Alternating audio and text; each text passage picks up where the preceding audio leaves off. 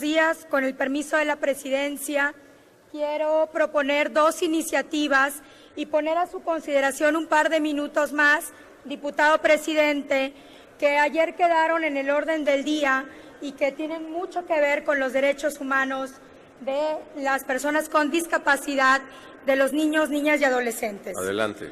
Con el permiso de la Presidencia. Muy buenos días, compañeros diputados y diputadas. Vengo ante esta soberanía a exponer dos iniciativas con proyecto de decreto.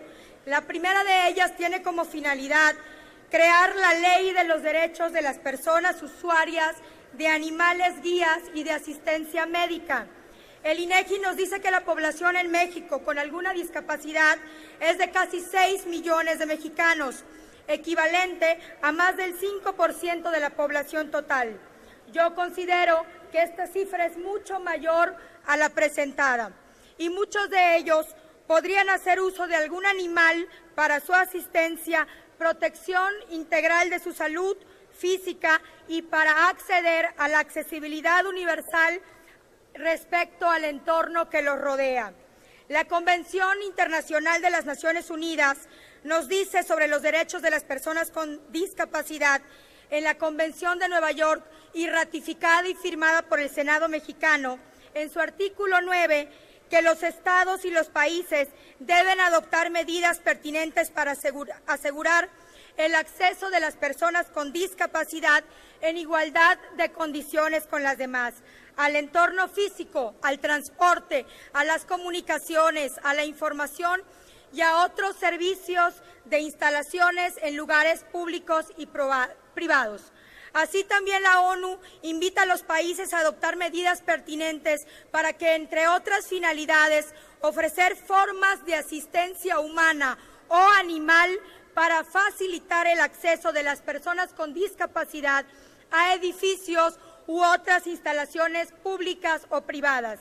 Nuestra Constitución, en su primer artículo, se expresa claramente: queda prohibida toda forma de discriminación motivada por origen étnico, nacional, de género, edad, discapacidad, condición social, entre otras, que atenten contra la dignidad de la persona humana y tenga por objeto anular o menoscabar las libertades y los derechos de las personas.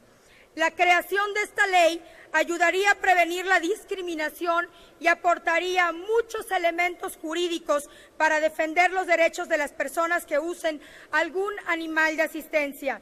Débiles visuales, personas que viven en espectro autista, que padecen epilepsia o alguna discapacidad motriz, son quienes pueden utilizar un animal guía o de asistencia médica, además de personas con enfermedades como la diabetes, en donde solo con el olor de su sudor un perro puede avisar a su amo de una baja en el azúcar y salvarles la vida. En nuestro país, la primera y única escuela de perros de asistencia y adiestramiento se localiza en la Ciudad de México.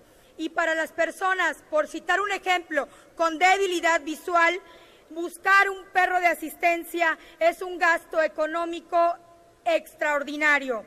Muchos de ellos tienen que trasladarse al extranjero para conseguirlo, pero para quienes viven con doble o triple factor de vulnerabilidad, como la pobreza, es prácticamente imposible conseguir un perro guía o de asistencia médica.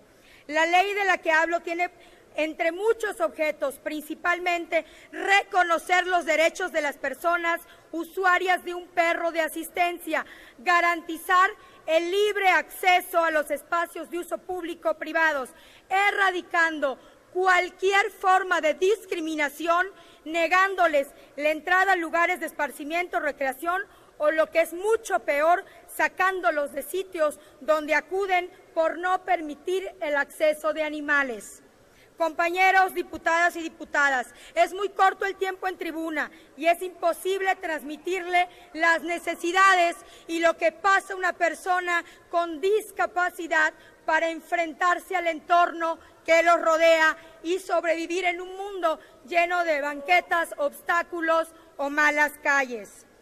Quiero reconocer todo el esfuerzo de la maestra María Concepción Hernández Gaitán, débil visual, quien durante muchos años ha elaborado esta iniciativa para crear esta nueva ley que expongo ante ustedes y es coadyuvante. La segunda iniciativa tiene como finalidad que nuestros niños, niñas y adolescentes mexicanos contraigan matrimonio a temprana edad, complicándoles la vida y entre ellos todo lo que conlleva casándose a una edad muy prematura, violando totalmente sus derechos humanos como educación, salud, integridad física, entre otros. Por ello, someto a la consideración de esta Asamblea reformar y derogar diversos artículos del Código Civil Federal, a fin de evitar que en nuestro país los niños y las niñas trunquen su pleno desarrollo, en el cual el Estado mexicano debe ser garante. Seguir permitiendo el matrimonio a temprana edad es continuar fomentando las violencias de género, el embarazo prematuro, la deserción escolar y la supervivencia económica de aquellos padres que casan a sus hijas para disminuir el gasto económico o para recibir la dote por casarlas.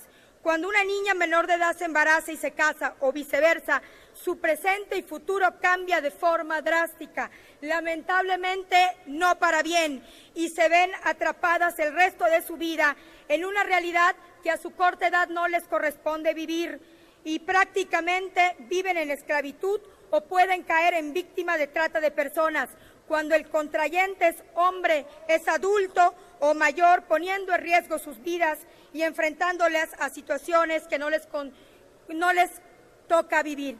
Compañeros legisladores, continuemos velando y garantizando los derechos de cada uno de nuestros niños, niñas, adolescentes y de personas con discapacidad.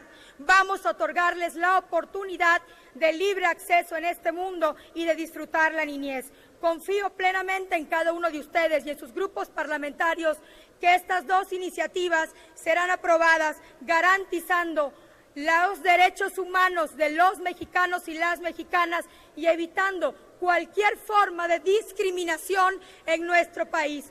Por su atención y su tiempo, muchas gracias. Es cuanto, señor presidente.